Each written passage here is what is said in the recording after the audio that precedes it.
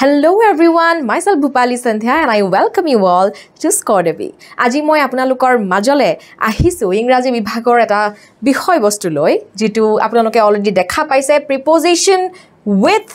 examples part 1. মই ইয়াতে part 1 এই কাৰণে দিছো কাৰণ this is the first video on preposition. So part 1 এই কাৰণে দিছো কাৰণ preposition বুলি ক'লে আমি প্ৰথমতে জানিব লাগিব preposition কি হয় আৰু হয়তো সকলোৰে এটা বেসিক আইডিয়া আছে কিন্তু যাৰ নাই তেওঁলোকৰ কাৰণেও ভিডিওটো বহুত বেনিফিশিয়াল হ'ব আৰু যাৰ আছে তেওঁলোকৰ কাৰণেও সহজ হৈ পৰিব বুলি মই আশাবাদী আৰু মই ইয়াতে পাৰ্ট 1 এই কাৰণে দিছো কাৰণ preposition কিমান আছে বাৰু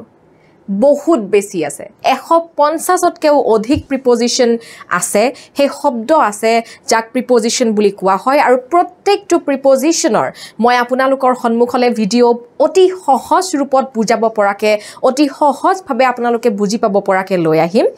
আৰু এতিয়া আজিৰ প্ৰথম যেটো ভিডিও প্ৰথম যেটো আমাৰ ক্লাস with preposition চাৱা হকসন কিনো আছে ইয়াতে preposition কি হয় with examples আমি preposition কি হয় তাক বুজিম আৰু prepositionৰ লগত জড়িত যিবিলাক examples আছে হে examples বিলাকো আমি চাম উদাহৰণ বিলাকো আমি চাম আৰু অতি সহজ ৰূপত মই আপোনালোকৰ সন্মুখলৈ এই ভিডিওটো লৈ আহিছো আই হোপ আপোনালোকৰ কাৰণে এই গুটেই ক্লাসটো বেনিফিশিয়াল হ'ব okay let's see what's next what is a preposition আমি প্ৰথমতে বুজিব লাগিব preposition হয় নুকি Okay, we need to get the basic idea about what is a preposition, right? So preposition is a word that shows the relationship between a noun or a pronoun with the other words or elements in the rest of the sentence. ধৰিলওক এটা বাক্য preposition কি হয় এটা বাক্যত থকা এটা শব্দ কিন্তু সেই শব্দটোৱে কিমান বুজা কঢ়িয়াই থাকে বাৰু হে শব্দটোৱে এটা ৰিলেশনশিপ মেইনটেইন কৰাত সহায় কৰি থাকে কেনেকুৱা ধৰণৰ ৰিলেশনশিপ বাৰু হে সেন্টেন্সটোত নাউন আৰু প্ৰনাউনৰ লগত হে সেন্টেন্সটোৰ বাকিখিনি ওয়াৰ্ডছ জৰ যেটো ৰিলেশনশিপ যেটো সম্পৰ্ক হে সম্পৰ্কটো বান্ধি ৰাখে হে এটা পাৰ্টিকুলাৰ ওয়াৰ্ড হে এটা পাৰ্টিকুলাৰ শব্দই যেটো কোৱা হয় কি preposition right Noun aru eta sentence or noun aru pronoun or logot bakikhini শব্দ বা বাকিখিনি rest of the sentence জিদৰে যেটো শব্দৰ জৰিয়তে ৰিলেট হৈ থাকে যেটো শব্দৰ জৰিয়তে জড়িত হৈ থাকে মিলি থাকে সেই শব্দটোকে কোৱা হয় preposition ঠিক আছে So preposition was a word এনেকুৱা এটা শব্দ that shows the relationship between a noun or a pronoun এটা noun সংজ্ঞা বা সৰ্বনাম ঠিক আছে নাউন মানে কি যিকোনো এজন মানুহৰ নাম যিকোনো এটা জেগাৰ নাম যিকোনো এটা বস্তুৰ নাম হয়নে নাম বুজোৱা শব্দবিলাকক কি কোৱা হয় নাউন বুলি কোৱা হয় ৰিমা সীমা ৰাহুল এই গুটেইবোৰ শব্দ বা আমেৰিকা দিল্লী এই গুটেইবোৰ শব্দ কি হয় নাউন হয় আৰু প্ৰনাউন কি হয় প্ৰনাউন হয় নাউনক ৰিপ্লেস কৰিব পৰা এটা শব্দ ধৰিলওক আপোনাৰ নাম ৰিমা বা ৰাহুল কিন্তু আপোনাক মই ৰাহুল বা ৰিমা বুলি নকৈ she বা he বুলি কৈছো that is pronoun right সকলোৱে নিশ্চয় জানে গতিকে এটা সেন্টেন্সৰ নাউন আৰু pronoun নৰ যি ৰিলেশনশিপ বাকিখিনি শব্দৰ হৈতে হে ৰিলেশনশিপটো ধৰি ৰাখে আমাৰ কোনে prepositionে বুজি পাইছো গতিকে prepositionৰ মূৰত এটা ডাঙৰ বুজা হয়নে with the other words or elements in the rest of the sentence jodi preposition nohoy jodi preposition majat na thake hey mediator to majat na thake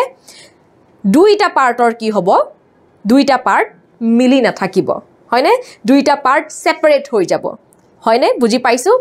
gotike for example ami preposition ok bhaldore bujibole hole eta example sailo she is sleeping on the bed উদাহৰণটো হৈছে she is sleeping on the bed তাই বিছনাখনত শুই আছে okay তাই বিছনাখনৰ ওপৰত শুই আছে গতিকে she is sleeping this part and this part the bed এই দুটা পাৰ্ট নিমিলিলে হয় এই দুটা পাৰ্ট জয়েন নহল হয় আমি হয়তো কমপ্লিট সেন্টেন্সটোৰ মিনিংটো বুজি নাপালো হয় যদি তাত কোন নাথাকিলে হয় এই অন নাথাকিলে হয় হয়নে on যদি নাথাকিলে হয় তেতিয়া হলে আমি সেন্টেন্স টোৰ দুইটা পাৰ্ট pronoun আৰু ইফালে noun right pronoun আৰু ইফালে যিখিনি words আছে other objects আছে এই objects খিনিৰ noun আৰু pronounৰ বাকিখিনি objects বাকিনি wordsৰ লগত যি relationship হেতু আমি বুজি নাপালো হয় বা হেতু relationship টো নহল হয় যদি on মাজত নাথাকিলে হয় বুজি পালুনে গতিকে এনেকুৱা word বিলাকক এই onৰ দৰে যিবোৰ শব্দই কাম কৰে সেই শব্দবোৰকে কোৱা হয় preposition বুজিলু সবে বুজিলু ওকে নেক্সট আমি কিছুমান এক্সাম্পল সাম প্ৰিপজিশনৰ কি এক্সাম্পলস থাকিব পাৰে মই অলৰেডি কলো যে প্ৰিপজিশন 150 তকৈ অধিক প্ৰিপজিশন ইংলিশ গ্ৰামাৰত আছে আৰু তাৰ কেইটামান এক্সাম্পলস যিকেটা সাধাৰণতে দেখিবলৈ পোৱা যায় তেনেকুৱা কেইটামান এক্সাম্পলস মই আপোনালোকৰ মাজলৈ আনি দিছো আৰু সেই এক্সাম্পলস কেইটাই কেৱল নহয় এটসেট্ৰা আছে কাৰণ বহুত বেছি প্ৰিপজিশনছ আছে আৰু প্ৰত্যেকটো প্ৰিপজিশনৰে মই আপোনালোকৰ সন্মুখলে এটা ভিডিও এটা ক্লাস লৈ আহিম যাতে আপোনালোকৰ কাৰণে প্ৰত্যেকটো প্ৰিপজিশন ভাতৰ লগত পানী খোৱাৰ দৰে এটা কাৰবাৰ হয় ঠিক আছে গতিকে চাও আহক এক্সাম্পলস প্ৰিপজিশনৰ এক্সাম্পল কি হ'ব পাৰে প্ৰিপজিশনত কেনেকুৱা ৱৰ্ড খুমাই আৰু এই যে প্ৰিপজিশনত এনেকুৱা শব্দবিলাক খুমাই বা এনেকুৱা শব্দবিলাক আহে এই শব্দবিলাক কিহৰ কাৰণে আহে there must be some types right কি কাৰণত ইউজ হয় কি ইউজেস আছে এই শব্দবিলাকৰ এই ইউজেস বিলাক কি কাৰণত কি এক্টিভিটিত বা কি বস্তুত এই শব্দবিলাক বহুৱা যায় হে গুটেইখিনি বস্তু আমি পঢ়িম কিন্তু with each and every preposition প্ৰত্যেকটো যদি মই টুৰ কথা কও টুৰ ইউজেস আপোনালোকক কম টু কেনেকুৱা সময়ত টু ইউজ কৰা যায় বা কি বস্তুত কি সেন্টেন্সত কেনেকুৱা শব্দত টু ইউজ কৰা যায় মই প্ৰত্যেকটো বস্তু আপোনালোকক জনাম ক্লিয়াৰ নাও to by on in at for from since into between above over upon beside among before after till until below under etc so iman bur prepositions right iman bur prepositions keneke monot rakhim কোনো চিন্তা কৰিব নালাগে কাৰণ অতি সহজ ৰূপত মই আপোনালোকৰ কাৰণে লৈ আহিম আপোনালোকৰ মনত ৰৈ যাব প্ৰত্যেকটো প্ৰিপজিশন মই সেপাৰেট কৰি লৈ আহিম আপোনালোকৰ মাজলৈ যাতে আপোনালোকে প্ৰত্যেকটো প্ৰিপজিশনৰ লগত খুব ধুনিয়াকে মিলি জুলি যাব পাৰে ঠিক আছে খুব ধুনিয়াকে মিলি যাব পাৰে তেনেকুৱাকে মই আপোনালোকৰ মাজলৈ প্ৰত্যেকটো প্ৰিপজিশনৰ এক্সপ্লেনেশন লৈ আহিম ক্লিয়াৰ বুজি পাইছুনে next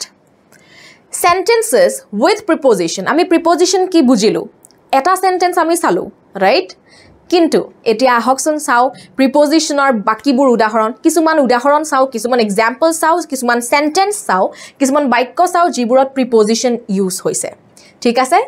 she sat on the chair the first one